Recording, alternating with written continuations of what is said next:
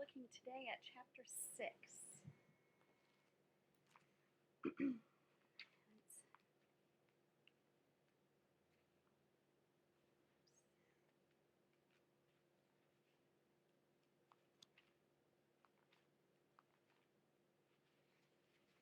Cranky Abby. The next morning, Kirk hurried from the cloakroom and stuck a big piece of paper on my cage. It almost blocked my view of Og, which was not a bad thing. Once the other students settled in their seats, they started giggling and pointing, led by Gail, of course. Mrs. Brisbane looked puzzled until she glanced over at my cage. The sign read, "Help! I'm being held prisoner in room 26. "And who is responsible for this? As if I didn't know," she asked. Kirk rose and took a bow as everyone applauded. I joined in, though I was the only one who knew I could never be a prisoner with my lock that doesn't lock. "Let's all sit down now," said Mrs. Brisbane, "and get back to poetry." Somebody made a very rude noise, and Mrs. Brisbane did not like that one little bit. "I heard that, Kirk, and I don't ever want to hear it again." During the rest of the week, we heard a lot more animal poems. Most of them were about frogs. One was about a dog, Miranda's. Saya wrote about a beautiful bird called a dove. Dove rhymes with love. Nobody wrote about hamsters. Aldo didn't mention City College again, and Tabitha still didn't talk to anybody except Smiley. I was looking forward to a change of scenery by the end of the week. A relaxing getaway to one of my classmates' cozy homes, one with plenty of heat and no frogs. On Friday, Mrs. Brisbane said, "I can't remember who asked me about taking Humphrey home this weekend." Miranda's hand shot up. "Yes, Miranda, I got the note from your father. That will be fine." I let out a little eek. I don't think anyone heard me. Everyone knows that I have a special place in my hamster heart for Miranda. After all, her name is Golden, and I am a golden hamster. We both have lovely golden hair, but I have a terrible fear of her dog, Clem. I barely escaped a terrible fate the last time I went home with her. But could I do it again? Then it hit me. "Wait a second. Did you say father?" I squeaked. Because when I went home with Miranda before, there was only her mom, and the dog, of course, and Fanny the fish. Mrs. Brisbane chuckled. "I guess Humphrey approves." I puzzled over this all afternoon. Sure enough, at the end of the day, a tall man called Mr. Golden arrived to pick up his daughter. At least I wouldn't be riding the bus with Marty Bean. That was a break. Miranda, thoughtful as ever, threw a warm blanket over my cage. As they carried me out, Mrs. Brisbane picked up Og's cage. "I thought you said Og stayed here on the weekends," said Miranda. Mrs. Brisbane chuckled. "It's a surprise for my husband. He always enjoys Humphrey, so I thought he'd get a kick out of having Og for the weekend." I felt cold, cold, cold, and we were still inside. I thought the Brisbanes were my best friends of all. Were they ready to replace me with a frog? Once we were in the car, I didn't have time to worry about the Brisbanes. I was too worried about facing Clem again.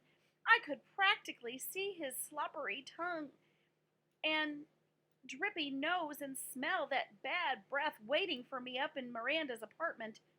What a shock it was when the car pulled up in front of a house, not an apartment building. "Here we are, Humphrey," Miranda announced. "You've seen my mom's place, but this weekend we're staying at my dad's place." The nice lady that Miranda called Amy met us at the door. "Hi, honey," said Mr. Golden, kissing Amy on the cheek. "Meet Humphrey the hamster." "Cute," Amy replied. "I think he should stay in the girls' room." "What about the living room?" asked Miranda. "Or the dining room table?" "I think he'd get in the way," Mr. Golden said. "Let's go to your room." Miranda's room in the apartment had a bed, a desk, a fish tank, and stars on the ceiling. Her room in this house had 2 beds, a dresser, a desk, and no stars. Everything in this room was pink, from the walls to the bedspreads to the carpets on the floor.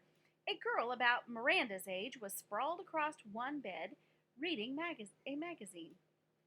"What's that?" she asked in an unpleasant voice. "Humphrey. He's our class hamster," Miranda explained. "Well, he's not staying in my room," the girl stated firmly. "It's Miranda's room too, Abby," Amy said as she came in the door behind us. "Put Humphrey on the desk." Miranda thoughtfully opened my cage to straighten out my ladder and my water bottle, which had slid around during the ride. "Mom, I have homework to do on that desk," said Abby, sitting up. Huh? Amy was Abby's mom? And she was married to Miranda's dad? Things were quite confusing. "Okay, we'll put his cage on the floor," said Amy. "I heard a baby crying in another room. I've got to see what Ben wants," she said. Mr. Golden followed her, and Abby got up to close the door.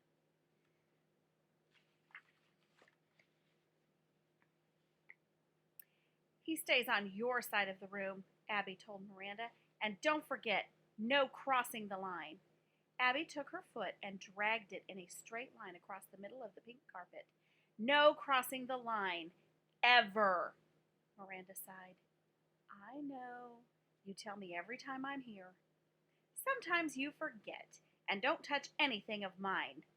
"I never do," Miranda countered. "You used my barrette last time," said Abby. "It was a mistake. It looks exactly like mine." Good for Miranda for standing up for herself. "I didn't complain when you borrowed my book without asking."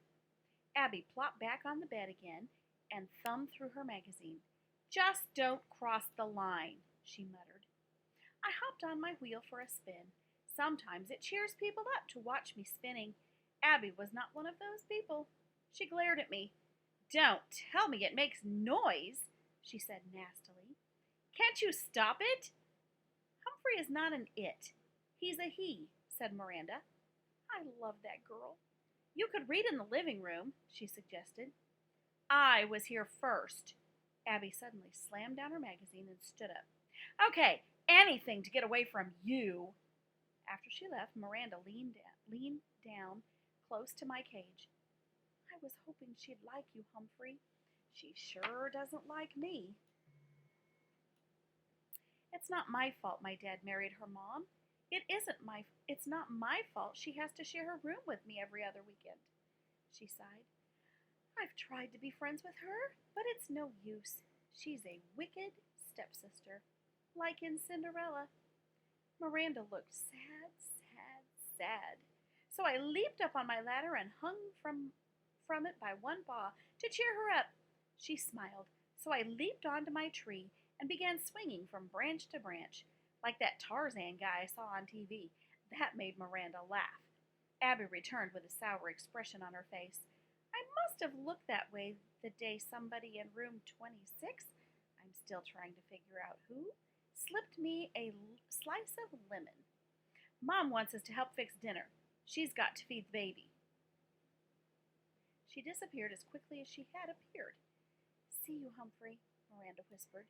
"And remember, don't cross the line." After she left, I squinted my eyes, but I couldn't see a line anywhere. All I could see was a sea of pink. So much pink, I felt a little ill. Later that night, while Miranda took her bath, I was alone with Abby. I decided to try and be friendly. "Nice room you've got," I squeaked politely. Abby turned toward me and frowned. "Were you squeaking at me?" She shook her head. "This is the last straw. First, I have a room all to myself."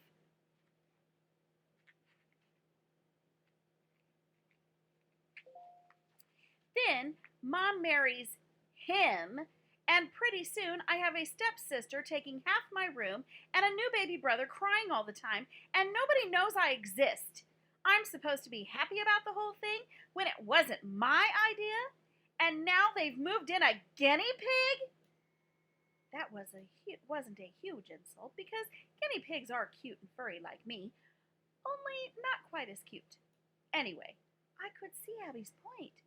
I wasn't happy about Og moving into room 26, and it sure wasn't my idea. The difference was Miranda is actually nice, and Og is, well, Og. Miranda returned,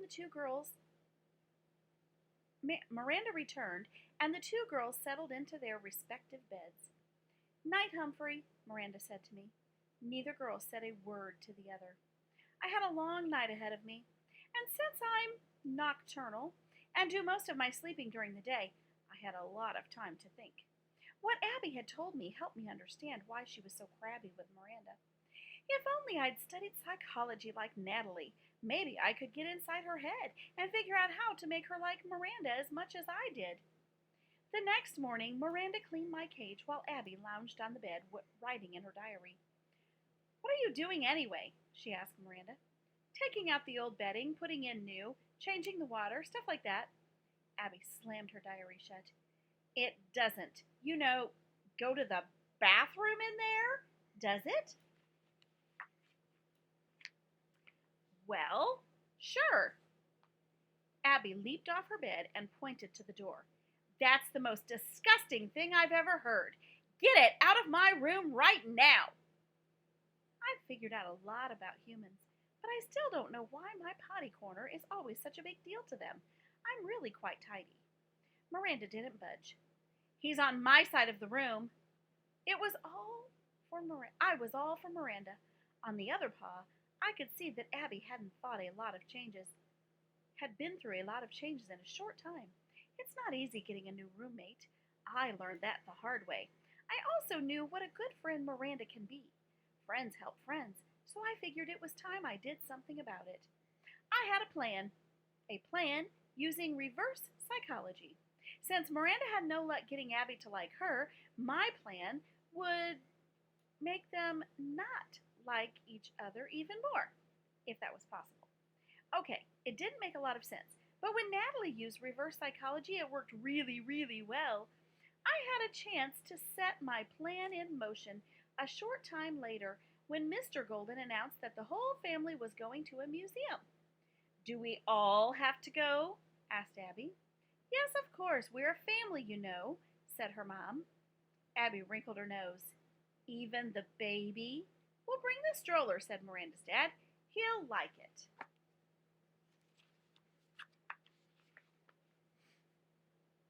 Despite her grumbling, Abby joined the rest of the family, and I soon had the whole house to myself. My plan would take speed, strength, courage, and lots of time. It would be well worth it, if it worked.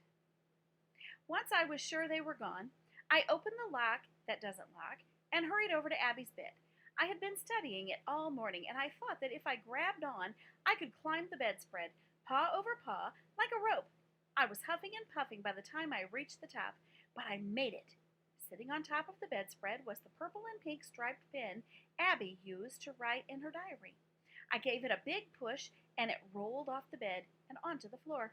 After that, I scrambled over to Abby's night table, where there I put her pink bracelet with Abby spelled out in purple and white beads. I pushed that onto the floor, too. The next part of my mission was fun.